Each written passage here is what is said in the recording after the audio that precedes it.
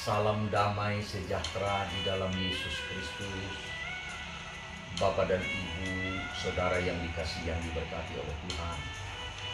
Suara pelita hidup kembali menyapa kita lewat kebenaran firman Tuhan yang terambil dari kitab Keluaran pasal 2 ayat 24 sampai dengan 25. Demikian perkataan Tuhan.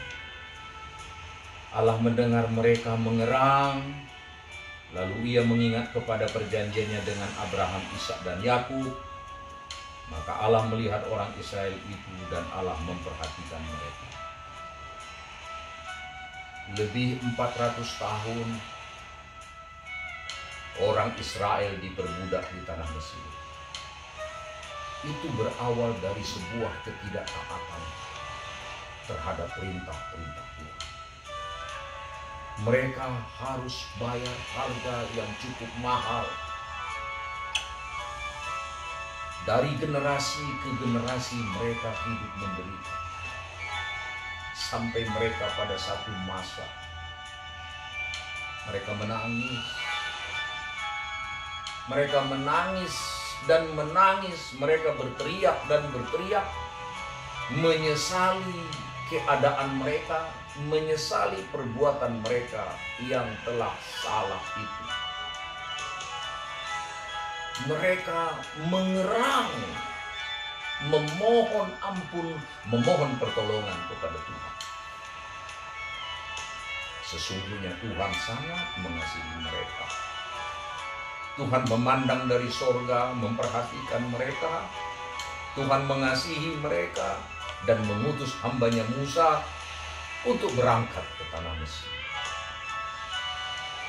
Oleh tanda ajaib Tuhan, oleh penyertaan Tuhan yang luar biasa, kita tahu dalam cerita firman, oleh kompetisi tulah dan tulah dan tulah itu, akhirnya Raja Mesir berkesimpulan memberangkatkan orang Israel dari tanah Mesir, bahkan memberangkatkannya dengan perlengkapan yang cukup, dengan sandang, dengan pangan, untuk perjalanan beberapa saat, dan juga lembu sapi mereka.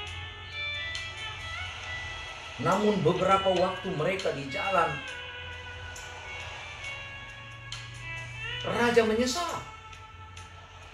Raja menyuruh prajurit kejar orang Israel. Dan mereka menoleh ke belakang mendengar teriakan. Dan mereka melihat tentara Mesir mengejar mereka. Dan mereka sekarang ada di tepi Laut Tiberau. Mereka mau berlari, di depan mereka laut, dan di belakang mereka diancam oleh prajurit Mesir.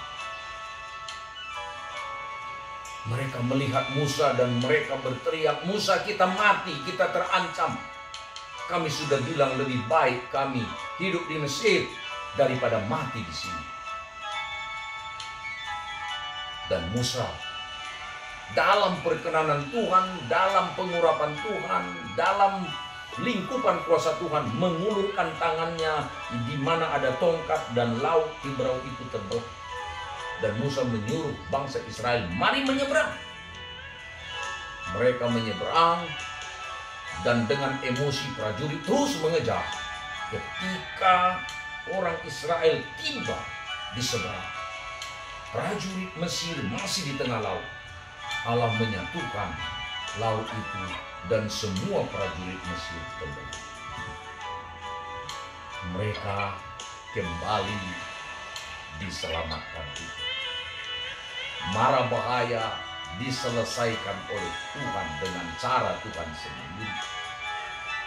Mereka sekarang bersyukur, bergembira sejenak, dan melanjutkan perjalanan mereka.